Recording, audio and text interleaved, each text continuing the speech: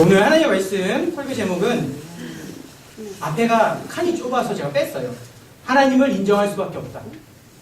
하나님을 인정할 수밖에 없다는 설교 제목이고요. 하나님의 말씀 출애굽기 8장 16절에서 19절입니다. 출애굽기 8장 16절에서 19절 화면 보시면 되고요. 제가 읽겠습니다. 16절입니다. 여호와께서 모세에게 이르시되 아론에게 명하기를 내 지팡이를 들어 땅에 티끌을 칠하 하라. 그것이 애굽 온 땅에서 이가 되리라. 그들이 그대로 행할세. 아론의 지팡이를 잡고 손을 들어 땅에 티끌을 치매 애굽 온 땅의 티끌이 다 이가 되어 사람과 생축에게 오르니 술객들이 자기 술법으로 이같이 행하여 이를 내려 하였으나 못하였고 이는 사람과 생축에게 있은지라. 술객이 바로에게 구하되 이는 하나님의 권능이이다 하니 바로의 마음이 강박하게 되어 그들을 듣지 아니하였으니 여호와의 말씀과 같더라. 아멘. 고등학교 시절에 배웠던 여러 가지 과목 중에 혹시 물리라고 기억하세요? 물리? 고등학교를 졸업하신 지 오래되신 분들이 많죠. 기억이 잘 안 나시겠지만 저도 고등학교를 졸업한 지 벌써 한 8년? 횟수로는 제가 24년 됐어요. 그래서 그 당시 수업 시간에 뭘 배웠는지는 기억을 잘 안 나는데 그나마 기억나는 건 물리라는 과목이 저에게는 가장 지겨운 과목 중 가장 어려운 과목 중 하나였어요. 그래서 제가 물어봤어요. 시험 보기 전에. 야, 너 물리 되게 잘하는데 잘하는 비결이 뭐야? 라고 물어보니까 그 친구들은 되게 편하게 야, 그 물리 공식만 외우면 돼. 저희가 공식을 외웠죠. 근데 중요한 건 뭔지 아세요? 근데 그 공식을 어떻게 쓰는지 모르는 거예요. 그래서 웃으신 분들은 알아요. 뭐 m 플러스 fx가 있는데 x가 어디고 m이 어디 모르겠는 거야. 연락 외웠는데. 지금이야 이렇게 편하게 말하지만은 그때는 참 갑갑했어요. 물리가 제 평균 다 잡아먹었고요. 그렇다고 썩 잘한 건 아닙니다. 다른 과목. 근데 물리가 항상 저의 발목을 잡았어요. 어찌되었던 그 물리 시간에 임계점이라는 말이 있어요. 배우는 것 중 임계점이라는 단어가 있는데 제 말로 표현해보면 한계점이에요. 한계점. 물이 몇 도에서 끓죠? 100도에서 끓죠. 근데 99도에 끓을까요? 안 끓을까요? 안 끓어요. 99도에서는 아무런 변화가 없지만 그 1도만 높아 100도만 되면 끓어요. 그래서 어떤 일이 발생하죠? 액체가 기초로 바뀝니다. 변화가 일어나는 거예요. 갑자기 왜 물리 얘기를 할까 궁금하실 텐데 사실은 저희들의 믿음도 이와 똑같은 원리 안에 있습니다. 자, 무슨 말이냐?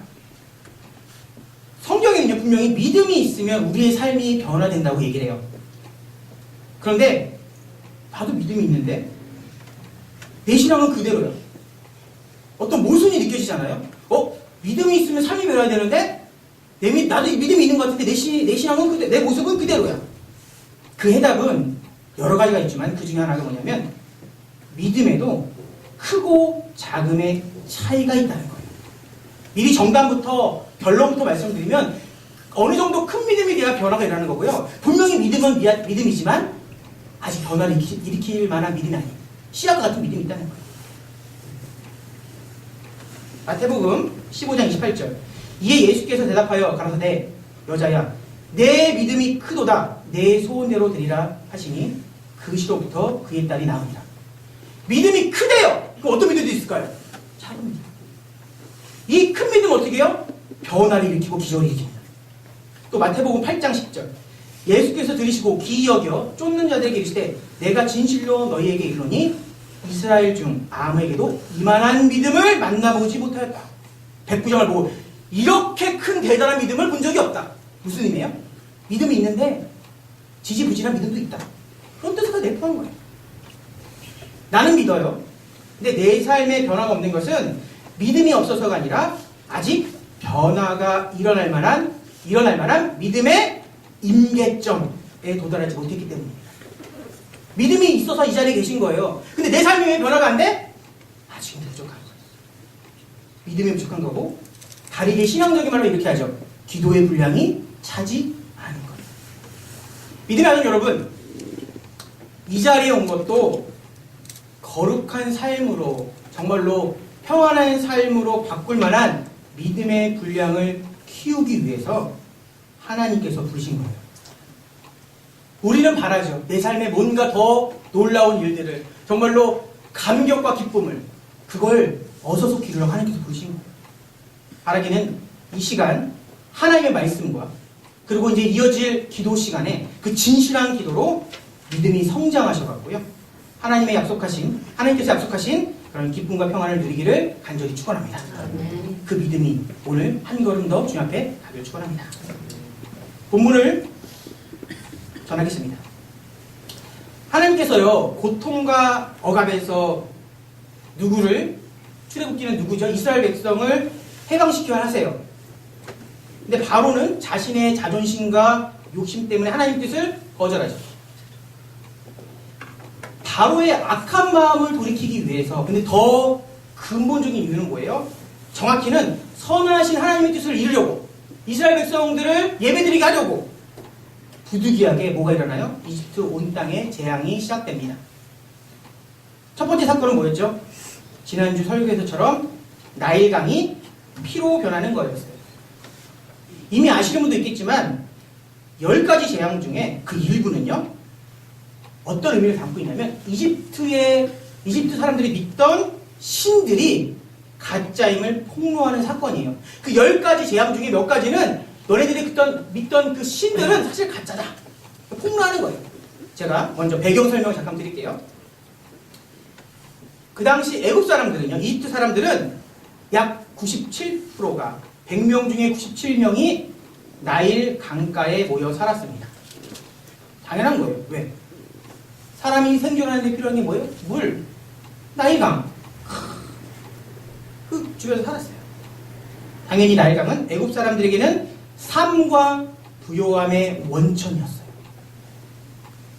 간혹 때론 강이 홍수로 이렇게 범람한다고 하죠. 물이 넘쳐서 그 넘치는 그 거대한 나일강이 홍수가 나서 공포와 두려움을 주기도 했지만, 그것을 계기로 이제 물과 침리라고 해요. 그러니까 흑색 진흙. 그러니까 뭐죠? 강물이 홍수가 나면 그 강 밑바닥에 있던 수많은 진흙들이 막 올라오잖아요. 그 검은색 진흙들이 나오면서, 근데 그 안에 뭐가 가능해요? 좀 어려운 말로 미네랄, 영양소 이렇게 가능한 거. 그게 쫙 그 강 주변에 퍼지면서 뭐가 돼요? 아주 비옥한 땅이 되는 거예요.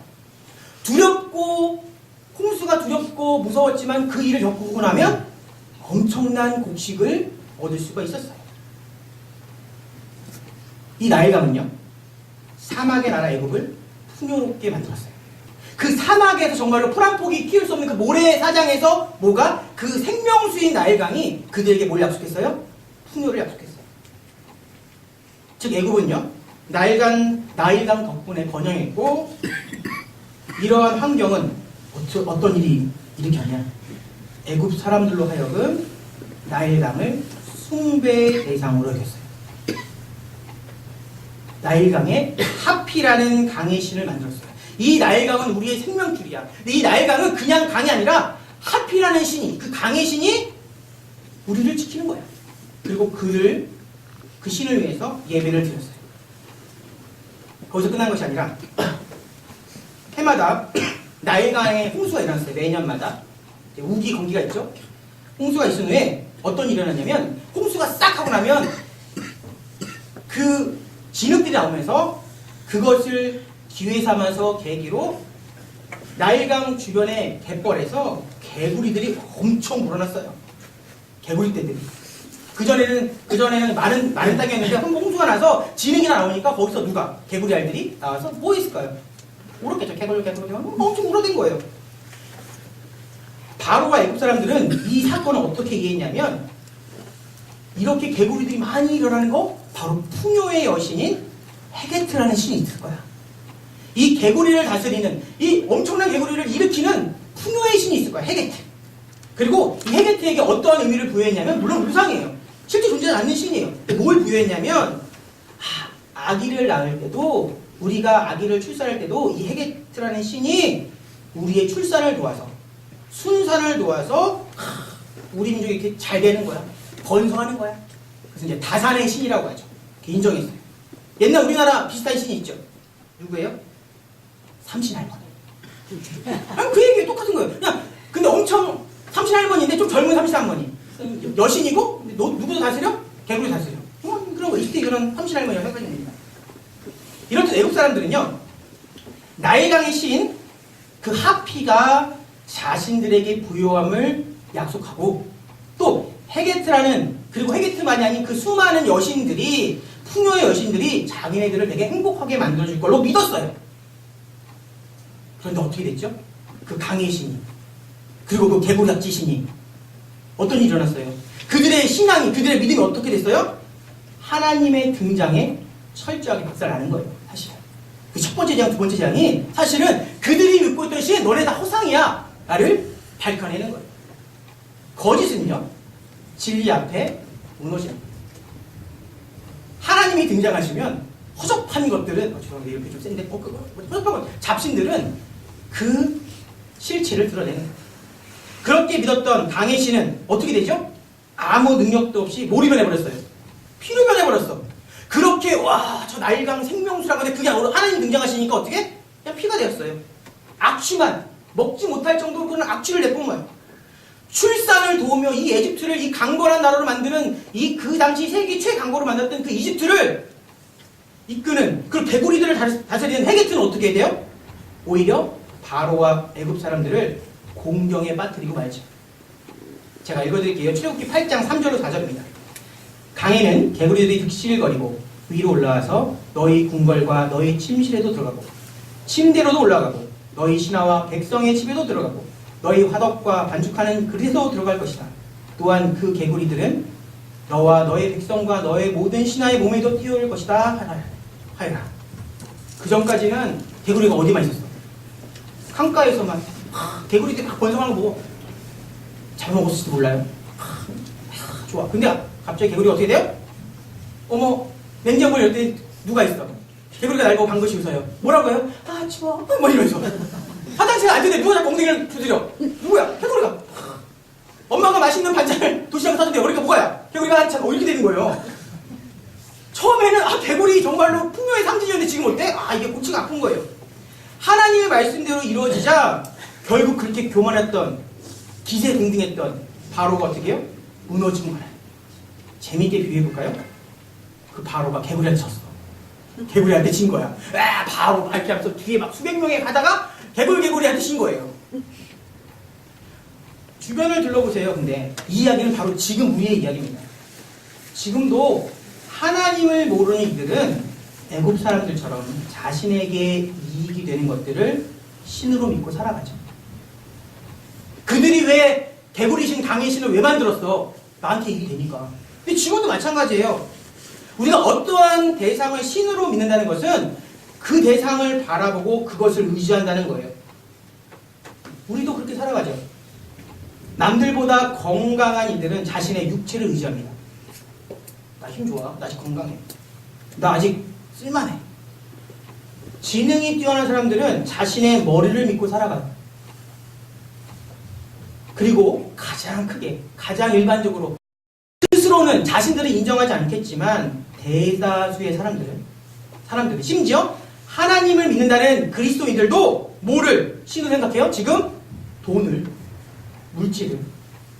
이러한 사상을요 맘모니즘이라고 하죠. 맘모니즘이라고 하는데 재산, 물질, 어떠한 소유물을 절대시하는 거예요. 내가 재산만 있으면 이제 끝도 없어. 내가 돈만 있으면 괜찮아. 그리고 그것에 최고의 가치를 부여하는 거예요. 물어볼게요. 솔직히 그냥 딱 생각나는 대로 성호야, 손 안 되겠다. 정답 말할 것 같은데 좀 이렇게 약간 마음이 흔들릴 만한 사람이 없네요. 저한테 누가 저에게 물어봤어요. 자, 너는 돈을 원하느냐 아니면 완벽한 외모를 원하느냐? 그럼 뭘 원하겠어요? 돈이. 그러잖아요. 여러분 여쭤볼게요. 돈을 원하니 완벽한 외모를 원하니? 그치? 우리는 외모 완벽하니까. 뭐 이런 거예요. 일단 돈을 원한다는 거예요.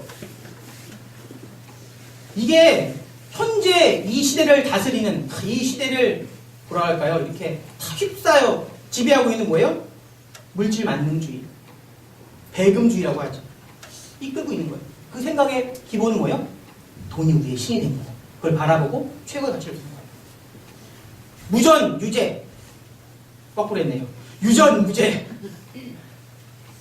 유전무죄 맞군요. 네, 무전유죄라는 말, 또 돈이면 다 된다는 생각이 바로 그거예요. 이 자리에 있는 분들 빼고 밖에 나가보세요. 다 뭐? 돈이면 되지 뭘. 그런데 물질은요, 우리에게 풍요함과 만족을 주는 것 같지만 실상은 인간의 올가매는 족쇄예요. 다시요. 물질, 돈, 이거 좋은 거 아니야? 생각해보세요. 그게 우리의 발목을 잡고 있어요. 설명드려볼까요? 인간은요, 모든 사람은요, 돈 때문에 걱정하고 슬퍼하고 괴로워하고 우울하고 짜증내고 분노하고 미워하고 원망하고 시기하고 질투하고 좌절합니다. 이뿐일까요? 세상은요, 아니 마귀는요, 풍요와 유익이라는 미끼로 인간의 마음을 지배하는 거예요. 우리는 그것이 정말로 좋은 것 같지만 그것은 우리의 영혼을 갉아먹는 거예요. 그런데 누가 등장하시면? 하나님이 나오고 하나님이 등장하시면 하나님의 능력 앞에서 오늘 보니까 성경 본문에 뭐예요? 강의 신, 그 풍요의 신 하피와 하게트는요, 하나님 앞에서 그 정체가 폭로됩니다. 다 가짜라는 거예요. 너네가 그렇게 숭배하고 대단하게 여겼던 그 강의 신과 그 풍요의 신 사실은 가짜야. 허상이야. 애굽의 생명수라고 여겼던 나일 강은 하루아침에 어떻게 돼요? 피로 변해버렸어요. 개구리는 성경의 기록 그대로 침실, 침상, 화덕, 떡반죽 그릇, 요즘만 해볼까요? 싱크대, 전기밥솥, 냄비, 어디들 장소를 가리지 않고 기어 올랐습니다. 심지어 나중에는요, 그 개구리들이 죽어서 온 땅이 널브러져 있어요. 개구리들. 그러니까 사람들이, 애국 사람들이 그것을 모아 쌓아놨대요. 근데 어떻게 해요? 견딜 수 없는 악취를 풍겼대요. 우리에게 이익되고 내 삶의 가장 중요한 것 같은 그것이 사실은 어떻게 해요? 우리를 올가내고 있는 거예요. 이렇게 너절한 모습, 이렇게 처절한 모습은요, 그들이 생각하는 풍요의 신과는 거리가 멀죠. 욕심이 만들어내는 허상들, 가짜 신들. 즉 애굽 사람들이 추종했던 강의 신 하피와 풍요의 신 헤게트는요, 하나님의 권능 앞에서 거짓이 드러납니다. 애굽 사람들의 욕심은, 지금 우리들의 욕심은 뭘 만들어내요? 그들처럼 가짜를 만들어요. 가짜 신을 만들어요. 근데 실제하신 하나님께서 등장하시면, 우리가 하나님을 만나면 그것들은 우상임이 드러납니다. 첫 번째 말씀의 결론이 뭘까요? 믿음의 가정 여러분, 우리가요, 정확하게 말해서 그리스도인들은요, 어리석은 욕망에서 벗어나려면 하나님을 만나야 합니다. 우리가 하나님을 바라보지 않으면 우리는 다 우리를 힘들게 하고 괴롭게 하는 것들에 내 인생을 투자하고 내 열정을 투자하고 내 목숨을 투자하며 살아가는 거예요. 다들 그렇게 살아가요. 오늘도 그렇게 속아서 살아갔어요. 나는 성실히 하고 열심히 일하는 거라고 살아가는 분도 있겠지만 그 내면에 뭐예요? 돈이 중요하지 라는 생각으로 살았다면 우리는 속아난 거예요. 하나님을 향한 바른 믿음을 가져야만 재물을 통한 마귀의 유혹에서 벗어날 수 있습니다. 명심하세요. 생각과 마음에 새기고 또 새기셔야 돼요. 거짓 만족과 유혹에 내 마음을 뺏기지 말고 무엇보다 하나님을 바라봐야 합니다. 그 하나님께서 내 삶에 임재하시면 우리는요, 그러한 욕망에서 벗어날 수 있어요. 바라기는 이 시간 하나님의 말씀이 우리의 마음을 하나님만 향하게끔 그런 귀한 시간이 되길 소망합니다. 그렇게 바라보시는 건 뭐밖에 없어요? 하나님의 말씀밖에 없어요. 개구리 재앙이 끝나죠. 다른 말 해볼까요? 개구리와의 동거가 끝나요. 개구리가 막 옆에서 함께 울 때는, 개굴 할 때는, 그죠? 바로가 어때요? 항복을 외쳤어요. 이제 못하겠다. 내가 너희들을 보내주겠다. 네, 개구리가 잠깐 사라지죠. 숨통이 튀어요. 바로는 이스라엘 백성을 풀어주겠다는 약속을 깨죠. 계속 깨요, 약속을. 그리고 당연히 세 번째 재앙이 시작됩니다. 제가 읽어드릴게요. 바로는 한숨을 돌리게 되자 주님께서 말씀하신 대로 또 고집을 부리고 그들의 말을 듣지 않았다. 주님께서 모세에게 말씀하셨다. 너는 아론에게 일러 지팡이를 내밀어 땅의 먼지를 치라고 하여라. 그러면 이집트 온 땅에서 먼지가 이로 변할 것이다. 그들이 그대로 하였다. 아론이 지팡이를 잡고서 팔을 내밀어 땅에 먼지를 치니 먼지가 이로 변하여 사람과 짐승들에게 이가 생겼다. 온 이집트 땅의 먼지가 모두 이로 변하였다. 마술사들도 이와 같이 하여 자기들의 술법으로 이가 생기게 하려고 하였으나 그렇게 할 수가 없었다. 이가 사람과 짐승이 계속하여 번져나갔다. 마술사들이 바로에게 그것은 신의 권능이 아니고서는 이것은 하나님의 능력이 아니고서는 할 수 없는 이라고 말하였다. 그러나 주님께서 말씀하신 대로 바로는 여전히 고집을 부리고 그들의 말을 듣지 않았다. 세 번역이에요. 그런데 이 사건은요, 앞에 일어났던 사건과 조금 다르죠. 뭐가 달라요? 앞에서는요, 마술사들이 다 따라했어. 강을 피로 만드니까 우리도 할 수 있어. 빠밤. 두 번째가 뭐였죠? 개구락지. 개구락지 부르니까 개구리랑 나오니까 마술사들도 야 개구락지 뭐야? 그러니까 개구락지 막 못했단 말이에요. 근데 이 세 번째 일에는요, 따라하지 못했어요. 애굽의 마술사들도 그들의 마술로는 시도했어요. 근데 그들은 그렇게 할 수 없었습니다. 그리고 나서 어떤 일이 일어났을까요? 오늘 본문의 기록처럼 그들도 예외 없이 이들에게 괴롭힘 당하는 거예요. 왜 안 되는 거야? 우리는 안 돼요. 막 이러면서 막 긁는 거예요. 그들의 잔재주로는 더 이상 이스라엘 하나님의 권능에 대항할 수가 없었어요. 거부할 수 없었어요. 마침내 애굽의 마술사들은 하나님의 권능을 인정합니다. 항복합니다. 뭐라고? 이거 정말로 하나님 그분만이 하실 수 있는 일입니다. 그 마술사들이 요점이 이거예요. 핵심이 이거예요. 하나님을 믿었을까요? 안 믿었어요. 근데 자기 입으로 뭐라고 고백해요? 이 일은 하나님의 능력입니다. 성경에는요, 종종 이방인들의 입을 빌어서 하나님의 권능을 말하곤 합니다. 보세요. 요셉의 주인이며 애굽의 경호대장이었던 누구? 보디발. 이방 사람이요. 그가 이렇게 고백합니다. 그 주인이 누구예요? 보디발이 여호와께서 그와 함께 하심을 보며 또 여호와께서 그의 범사에 형통케 하심을 보았더라. 하나님을 모르는 사람, 하나님을 믿지 않던 그 당시, 그죠? 경호대장이었는데 나는 믿으며 하나님을 모르는데 내가 봐도 얘는 하나님이 함께 하시는 거야. 하나님이 정말 계시는 거야. 내 입으로 믿음을 고백하는 거야. 야, 내가 정말로 너 누구니? 요셉을 보니까 하나님이 계시는구나. 인정하는 거예요. 성경이 그렇게 되어 있습니다. 그뿐이에요. 모세의 장인 미디안의 제사장 이드로는요, 모세로부터 여호와 하나님의 계획을 듣고 이렇게 찬양합니다. 이방 민족이었어요. 하나님을 모르는 그 이드로가 뭐라고 찬양해요? 오늘 본문입니다. 본문이다. 출애굽기 10장 10절 가로되 여호와를 찬송하리로다. 너희를 애굽 사람의 손에서와 바로의 손에서 건져내시고 백성을 애굽 사람의 손 밑에서 건지셨도다. 이제 내가 알았도다. 여호와는 모든 신보다 크심으로 이스라엘에게 교만히 행하는 그들을 이기셨도다. 하나님의 권능과 위대하심은요, 그 증거들은요, 이방인들조차 알아요. 우리가 믿음 안에 바로 서 있고 하나님께서 역사하시면, 죄송합니다, 이건 다른 종교 비하는 게 아니에요. 스님도 알고 하나님 계시구나. 저기 다른 종교 이슬람도 알고 하나님 계시구나. 그렇게 안다고요. 심지어는 그렇게 불신자들도 좀 하나님 계신가 보다 안다고요.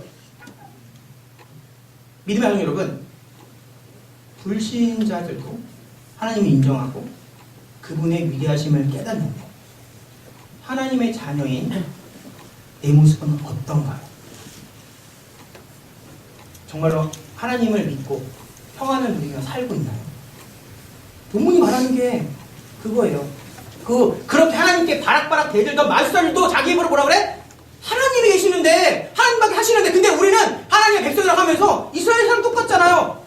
하나님께서 말씀하시는데 하나님 안 믿고 못 나가겠다. 모세와 걔 누구야? 모세의 형 이름 아론 못 믿겠다 이러는 거예요.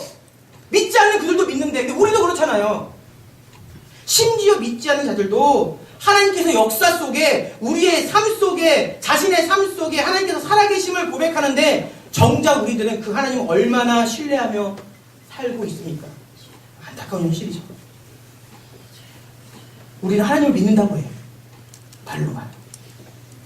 근데 믿는다고 하면서 내 생각과 판단 안에서 행동합니다.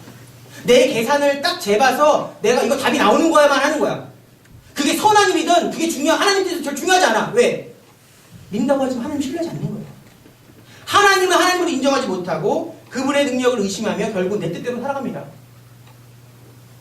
제가 몇 년 전에 이런 설교를 드렸던 것 같아요. 믿음이란 백척간두진일보다. 고사성어인데요. 뭐냐면 백자나 되는 높은 장대에 의해서 꼭대기에 다 달았어요. 거기서 한 걸음 더 나아가다는 뜻이에요. 그게 이미 할 수 있는 만큼 정말 최선을 다하고도 더 해본다는 뜻이에요. 믿음은요, 그렇게 하나님 앞으로 나아가는 거예요. 내가 할 수 있는 거 다 했어. 정말 내가 봤을 때 정말 답이 없는 것 같아. 근데 우리는 믿음으로 나아가는 거예요. 누굴 보고? 하나님을 보고. 믿음의 본질은요, 믿음의 시작은요, 내 환경을 고려하고 상황을 분석해서 내가 뜻대로 하는 게 아니에요. 그건 믿음이 아니에요. 역사하시고 실존하시며 모든 것을 합력하여 선을 이루시는 그 하나님을 전적으로 신뢰하는 거예요. 그게 믿음이에요. 내가 뭔가 막 기적을 해가고 내가 뭔가 놀라운 병든 일을 고치고 설마 죽은 사람을 살릴지라도 그거는 믿음이 있어 나오는 현상이지, 그건 믿음이 아니라고요. 근데 우리는 어떻게 해요? 결과를 믿음이라고 생각합니다. 아니에요. 믿음은 하나님을 바라보는 게 믿음이에요. 그 일이 아무리 불가능해 보여도 그것이 하나님의 뜻이라면 순종하는 것이 믿음이에요. 생각해보세요. 하나님께서 우리의 마음속에 응답 주실 때 계시죠? 근데 내가 봤을 때 불가능한 것 같아. 내가 사랑해야 되는데 사랑 못할 것 같아. 근데 사랑하는 게 하나님 주신 믿음이라고. 사실 모세예요. 거의 할아버지. 당시 최강국이었던 이집트에서 이스라엘 백성들을 끌어내온다는 것, 해방시킨다는 것 자체가 가능해요? 불가능한 일이에요. 사실은 불가능한 일이에요. 계란으로 바위 치기 그런 비유가 아니라 계란으로 바위 치죠. 계란 진짜 한 50톤 트럭으로 쌓아놓고 저랑 성우랑 정빈이랑 이렇게 여기 성도님과 넷이서 밥 먹고 한 200년 치면 깨진다니까요. 근데 이 일은 아니었어요. 보세요. 하나님께서 하시면 그것이 현실이 됩니다. 하나님께서 계획하시고 우리는 뭐만 하면 돼? 순종만 하면 그거 이루어지는 거예요. 그게 믿음이에요. 그게 출애굽기에서 말하는 거예요. 불가능한 일을 이루시는 것. 그 결과가 중요한 게 아니라 출애굽기에서 말하는 핵심이 뭐냐면 그 출애굽이 중요한 게 아니라 그 상황 가운데서 하나님을 바라봤던 모세. 그래서 모세의 믿음이 좋다고 칭찬받을 만한 거예요. 물론 하나님께서 그 믿음을 주신 거예요. 믿음의 가족 여러분, 이 시간 다시 하나님을 바라보기 축원합니다. 내 환경 보는 게 아니라 하나님을 바라보기 축원합니다. 날 만드시고 날 구원하시고 날 인도하시는 그 하나님께서 선한 길로 이끄신다는 것을 인정하세요. 오늘 설교 제목이 뭐예요? 하나님을 인정할 수밖에 없다. 내가 하나님께 순종하면 그 뒷일은 하나님께서 책임지심을 믿음으로 고백하십시오. 내가 하나님께 순종하면 책임은 누가 지는 거야? 하나님이 지는 거예요. 하나님은요, 저희들의 선한 바람을 반드시 이루시는 신실하신 우리의 하나님이심을 잊지 않게 축원드립니다. 기도하겠습니다.